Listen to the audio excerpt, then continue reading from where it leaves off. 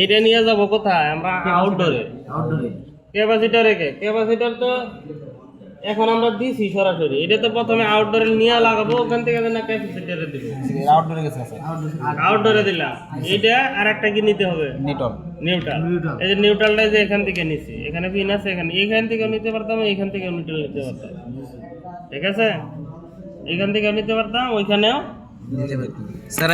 নীলটা কি? নীলটা ক্যাপাসিটর। না এইটা নীলটা, এটা কোন কাটটা? নিউট্রাল। এই যে এখান থেকে নিউট্রাল নিছি, এইটাই তো বলতেছে যে এই নিউট্রাল এখান থেকে নিতে পারতাম। স্যার এখানে ইন হইছে, ওখানে আউট হইছে। নিউট্রাল আউট হয় না, নিউট্রাল এই তিনটে শর্ট করা। এইটা লাগাই এখানে যদি লাগাইতাম তা হইতো, এটা খুললে যদি এখানে লাগাই তা হইব। তিনটা শর্ট করা আছে, তিনটা নিউট্রাল শর্ট করা। নিউট্রালে তো আলাদা করতে হবে, নিউট্রাল আউট করতে হয় না।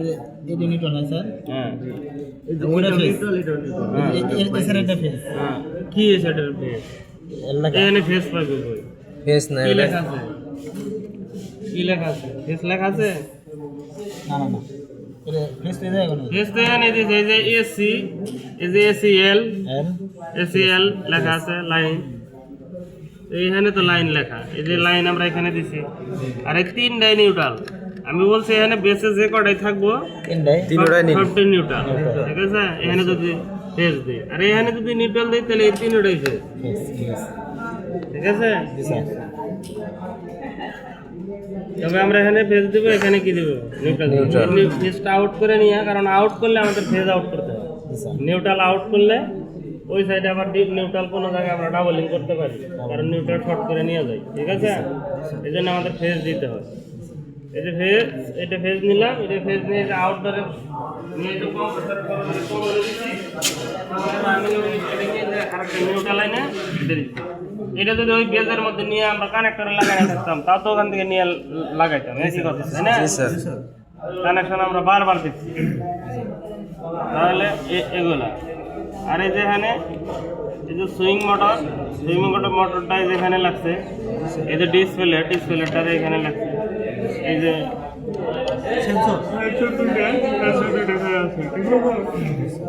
ফ্যানের এরকম দুইটা তার, দুইটা লাগ, শুধু দুইটা লাগছে। ট্রান্সফরমার ওই জিনিসটা। স্যার এই লাক্স দুটো কোথায় যাবো? ওখানে কোথায় লাগবো? যেখান থেকে খুলবা এখানে লাগবো। এই যে ফ্যানের, ওইখানে। জি স্যার। এই যে ফ্যানের, এই যে ফ্যানের এই লাগছে, এখানে লাগাইছি। আর স্যার বলছি স্যার, ফ্যানটা যদি খারাপ হয়ে যায়, এখন তো এটা খুলবা আর এটা খুলবা না। জি স্যার। এখন এই লাক্সের সাথে মানে উল্টা পাল্টা যদি মনে করি, এটা যে লাগানি আছে এদিকে এনে ঢুকবো না স্যার, লাক্স যেখানে মিলবো ওখানে উল্টা পাল্টা হইব না। ঠিক আছে, উল্টা পাল্টার সম্ভাবনা নাই, কারণ এইভাবে যদি কোম্পানিতে একই লাক্স, জাতীয় লাক্স যদি ব্যবহার করতো, তাহলে আমাদের সমস্যা ছিল যে উল্টা পাল্টা লাগাইতে পারতাম। কিন্তু উল্টা পাল্টা লাগাবে জন্যই তো এরকম আলাদা আলাদা লাক্স ব্যবহার করা হয়। জি স্যার। আর সার্কিটে যদি একই জাতীয় কোনো লাক্স ব্যবহার করাই হয়, এই যে এখানে দেখি এই যে এই দুইটা লাক্স একই জাতীয় ব্যবহার করছে, যে এইটা আর এটা। স্যার এগুলো লাগানো সহজ লাক্স গুলো, সবকিছু। কিন্তু এই যে একই জাতীয় যদি ব্যবহার করছে, ওইখানে দেখি দুইটার জন্য যে আলাদা কালার ব্যবহার করছে। এটার যে বেসটা সাদা, এই যে এটার লাক্সটা পিনটাও সাদা এরকম, আর এটার বেসটা লাল, ওটা যদি ব্যবহার করতো ওটার পিনটাও লাল থাকে। জি স্যার। তাহলে ভুল হওয়ার কি সম্ভাবনা আছে? না স্যার। ভুল করে যদি আরেকটার মধ্যে লাগাই, চালু হইব না, চলবো না। সেন্সর দুটো একখানে থাকে না স্যার? সেন্সর দুইটা, এই সেন্সর একই বেস ব্যবহার করছে। অনেক সার্কিট আছে এগুলো আলাদা আলাদা বেস ব্যবহার করা হয়। এটার জন্য একটা, এটার জন্য আলাদা বেস। তবে দুইটা ব্যবহার আলাদা করলে দুইটার জন্য দুই কালারে ব্যবহার করবে।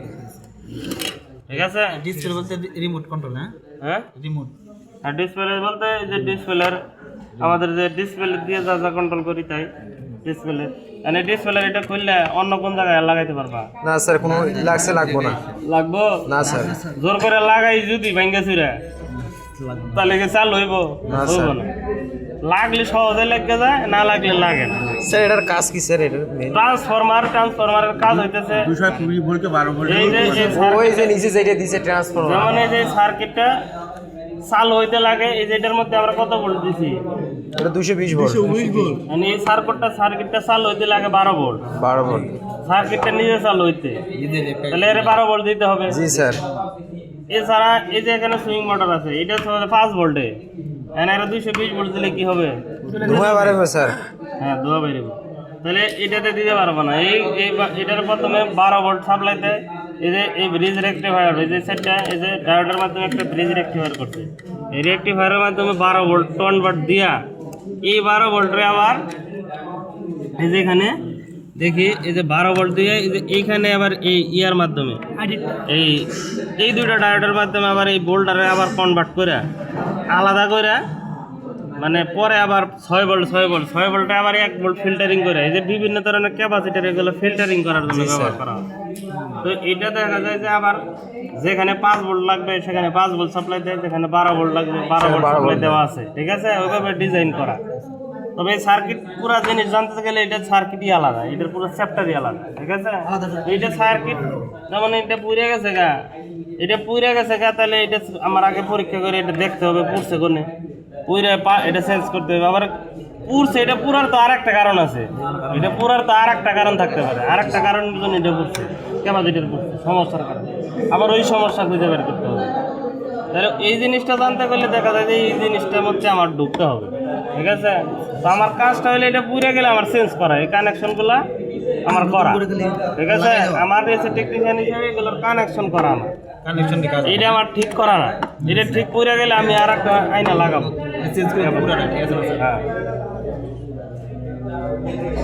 এখানে কানেকশন বুঝতে পারছি। জি স্যার। মোটামুটি ধারণা আছে মাথায়। হ্যাঁ, এইটুকাই, এগুলাই তো ওখানে যাই, এখানেও তার যেটা খুলবো এখানে কানেকশন একই, পিন থেকে লাগাই দেবো, ঠিক আছে। জি স্যার, আর কোনো সমস্যা নাই।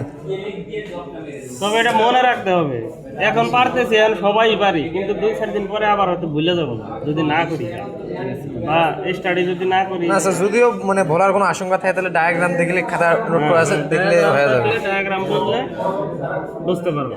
জি স্যার। ঠিক আছে, ঠিক আছে, যাও, এটা চালানো পরে। কি কো?